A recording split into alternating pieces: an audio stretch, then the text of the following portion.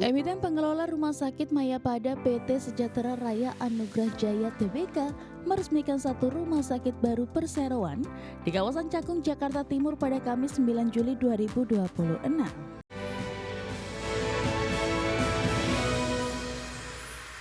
Emiten pengelola Rumah Sakit Mayapada PT Sejahtera Raya Anugerah Jaya Tbk meresmikan satu rumah sakit baru di kawasan Cakung, Jakarta Timur pada Kamis 9 Juli 2026.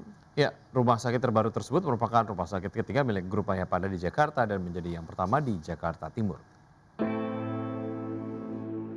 Elitnya gak aneh gak sih? Emiten pengelola Rumah Sakit Mayapada PT Sejahtera Raya Anugerah Jaya Tbk meresmikan satu rumah sakit baru perseroan di kawasan Cakung, Jakarta Timur pada Kamis 9 Juli 2026. Komisaris Utama Perseroan Jonathan Thohir mengatakan peresmian ini sekaligus menjadikan Mayapada Hospital Jakarta Timur sebagai rumah sakit ke-8 yang dimiliki dan dikelola Perseroan. Rumah sakit tersebut merupakan rumah sakit ketiga milik Grup Mayapada di Jakarta dan menjadi yang pertama di Jakarta Timur. Jonathan mengklaim pembangunan rumah sakit baru tersebut tidak hanya didukung oleh teknologi dan sistem paling mutakhir, tapi juga dilengkapi dengan sumber daya manusia yang terbaik. Sementara itu, Direktur Perseroan Dini Handayani mengungkapkan bahwa Mayapada Healthcare berupaya untuk memberikan pelayanan yang mengacu pada standar internasional. Harapannya standarisasi itu dapat meningkatkan minat pasien dalam berobat di Mayapada. Dalam keterangan resminya pada 3 Juli 2026, Mayapada menerangkan bahwa MHJT juga dilengkapi teknologi diagnostik mutakhir seperti MRI, CT scan, CAT lab, endoskopi, laser kasus batu ginjal, hingga mamografi. Adapun biaya yang dihabiskan Perseroan untuk membangun rumah sakit terbaru ini ditaksir mencapai 400 hingga 600 miliar rupiah. Berbagai sumber, IDEX Channel. PT Industri Jamu dan Farmasi Sido Muncul Tbk agresif memperluas pasar internasional dengan mengincar jalur distribusi resmi di Arab Saudi. Perseroan tidak lagi hanya mengandalkan penjualan melalui toko-toko oriental, tetapi mulai masuk ke jaringan retail dan drugstore resmi guna memperluas penetrasi pasar. Direktur Utama Sido, Irwan Hidayat mengatakan, strategi ekspor kini difokuskan pada peningkatan kualitas distribusi di negara-negara yang sudah menjadi tujuan ekspor, sembari membuka peluang di pasar baru. Menurutnya, salah satu fokus utama saat ini adalah kawasan Arab Saudi. Ia menjelaskan permintaan produk Sido di Arab Saudi selama ini banyak ditopang oleh masyarakat Indonesia yang datang untuk bekerja maupun beribadah. Dengan masuk ke saluran distribusi resmi, perusahaan berharap dapat menjangkau konsumen lokal secara lebih luas. Selain memperkuat distribusi, Perseroan juga memperluas portofolio produk ekspor. Namun demikian, kontribusi ekspor terhadap total pendapatan masih relatif kecil, yakni belum mencapai 10%. Oleh karena itu, ekspansi distribusi dan diversifikasi produk di pasar luar negeri diharapkan mampu meningkatkan porsi penjualan internasional dalam beberapa tahun mendatang.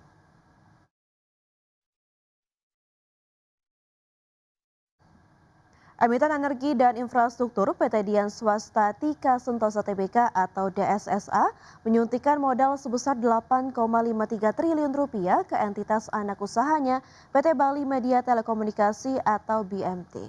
Ya, aksi korporasi itu dilakukan untuk memperkuat struktur bisnis sekaligus mendorong pengembangan ekosistem digital Perseroan.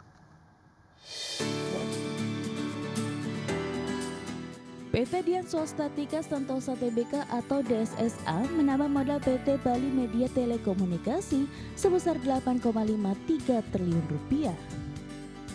Transaksi dilakukan melalui entitas anak langsung PT DSST Mas Gemilang pada 6 Juli 2026.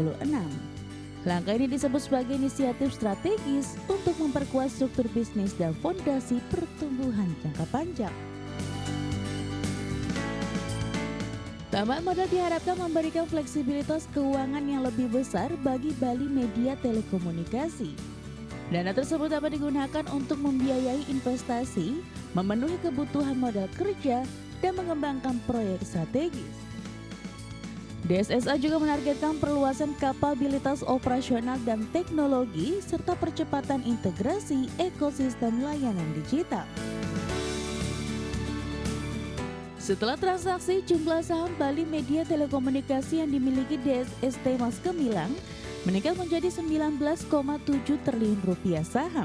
Dengan porsi kepemilikan tetap 99,99%.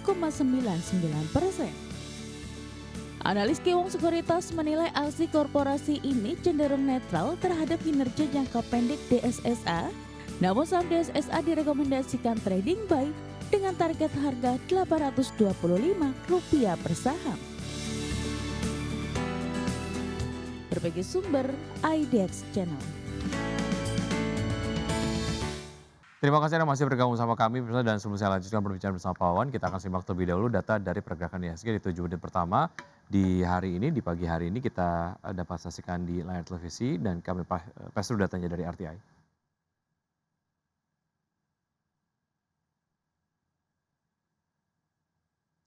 Ya, untuk data pergerakan IHSG. Baik.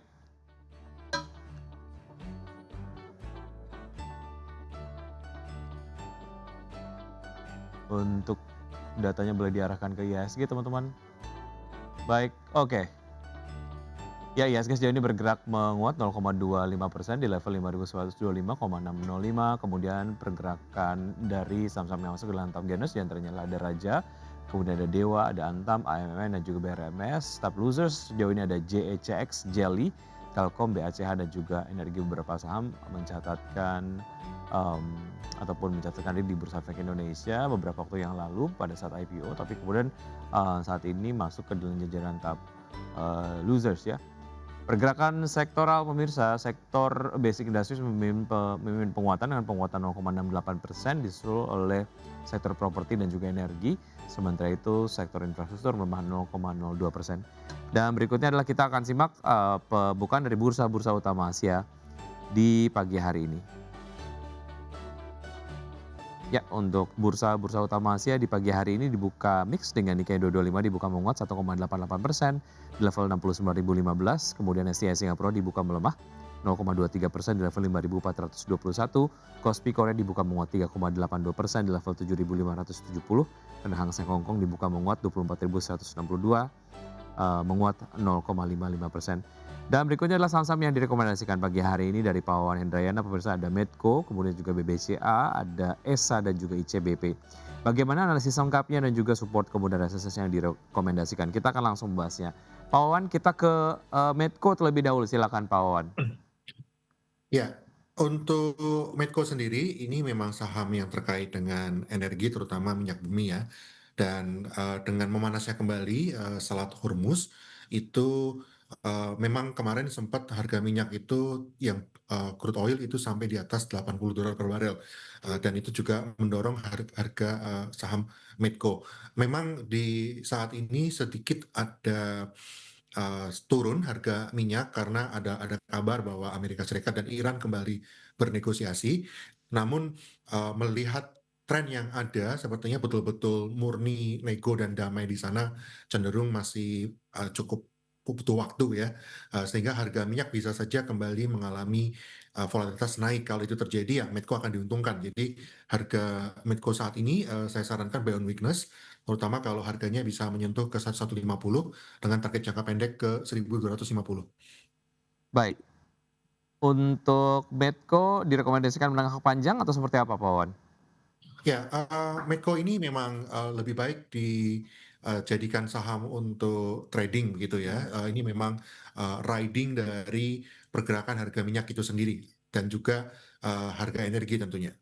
Baik, dari Medco kita ke saham perbankan Big Caps yang kemarin berbalik menguat dan juga membatasi pelemahan dari IHSG. Untuk BBCA, seperti apa analisis lengkapnya Pak Wawan? Ya, untuk BBCA ini kemarin sudah mulai ada aksi beli asing ya. Sebetulnya secara fundamental ya BBCA baik-baik saja, lebih kepada arus kas yang masuk dan keluar, dan terutama dari asing kepada saham perbankan di Indonesia. Salah satunya BBCA. Untuk BBCA sendiri dengan secara teknikal, kalau kita lihat memang saham ini relatif sudah rebound setelah sempat terendah kemarin di sekitar 5525 di awal bulan. Saat ini sudah di level resisten di 6275. Kalau resisten dapat tertembus, maka ada potensi BBCA secara teknikal itu akan menguat ke 6.500 sampai 6.600. Yang butuh dicermati ya, support itu ada di 6.100. Kalau memang 6.100 tertembus, ya itu ada potensi BCA turun ya ke 5.700 lagi. Tapi untuk saat ini ya saya sarankan buy on weakness itu di level 6.100. Baik, dari BBCA kita ke ESA.